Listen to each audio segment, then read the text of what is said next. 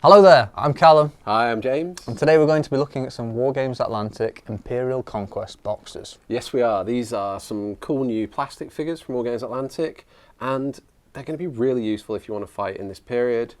Absolutely, they're really beautiful as well. As you can see, we've got some up here. Yes. Yeah, so these are going to be great if you want to fight the Boxer Rebellion, but the box set is actually really versatile, so they'll fit far broader. You could have the First Sino-Japanese War, the Opium Wars, all sorts of other There's stuff. good range in it, yep. Yeah, they're quite versatile. But yes, if you want to use the eponymous Fists of Harmony and Justice, this is the set. And you built some without really much knowledge of the Boxer Uprising at all, but you just kind of went for it, looked at the box art and went from there. I looked at a few images of the box art and kind of felt my way through it that way, absolutely. And there's a basic painting guide for your approach to this in Wargames Illustrated 418. Mm-hmm. But let's look at the two kind of special figures that you painted. Sure thing. I lavished a bit more attention on these two. So this one here is one of the Tiger Men, and I knew as soon as I saw this on the box that I had to do one of these. The freehand, the kind of the lighting of top down, because there's some really nice textured cloth in here, some nice folds and ripples. It's a cool looking model. Yeah, it's possibly an odd one to modernise in the world of Primark onesies that look like cats and things like that, and dubious internet furries and things like that. But this guy was the real deal. Yes, the Tiger Men were actually very feared, especially by cavalry. They were kind of skirmishers who specialised in taking out cavalry, and were very good at it. If I saw someone dressed like this with a big spear, I'd probably be scared too. In all honesty, I might too.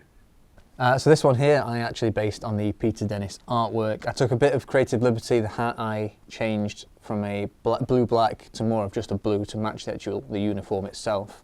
But I thought, it's funny, the kit actually allows you to pose very similar to what is displayed on the box. So as soon as I saw this, I just thought, I've got to go for it. Yeah, I think that's probably by design rather than by accident. No, I think it is, yeah. I don't think that was a happy accident, you're right.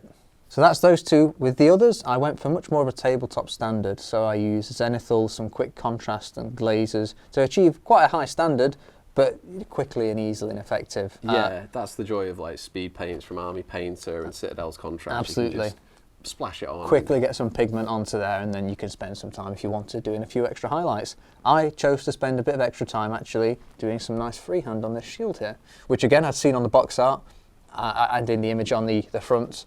And I think it actually really sets off this unit, It does, yeah, for sure. And there's also, if you need more inspiration for your painting, weirdly timed, or maybe not weirdly timed, perhaps they were in on it all at the same time. We've got some new books from Caliver.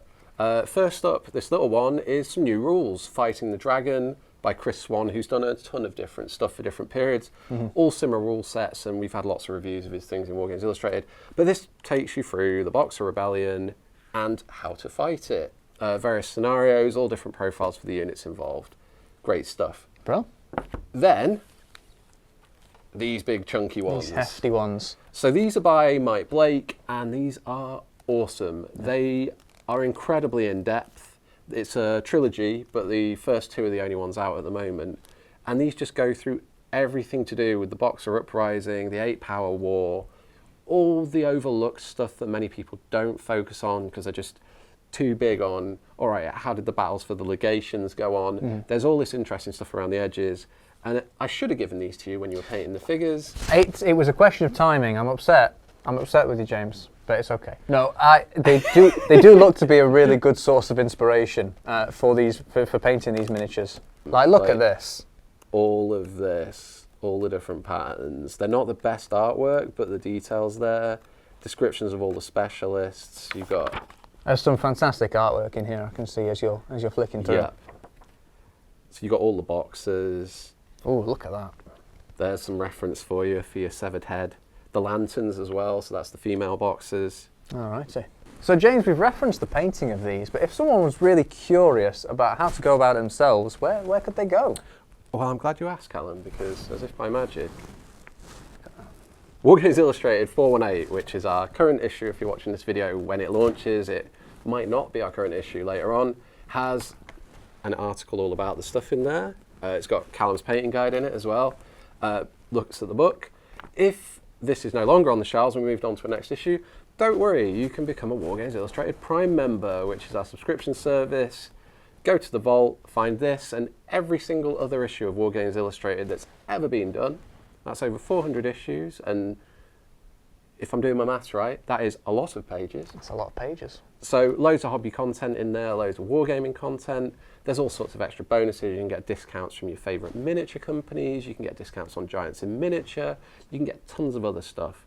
Regular articles that go onto our website that you won't get otherwise. Well worth a look. And the first month is only £1 to join. Also, if you don't want to spend a penny, I did actually paint these on my birthday. So as my birthday wish, if you could like and subscribe, that would be amazing. That's almost emotional blackmail, that. Almost. We're towing that line.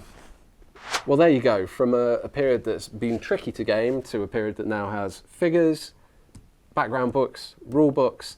So no excuses now. Get stuck in, build some boxes and fight some battles. Enjoy. This video has been brought to you by WiPrime, Wargames Illustrated magazine's online members club. View more videos or find out more about WiPrime by following these links.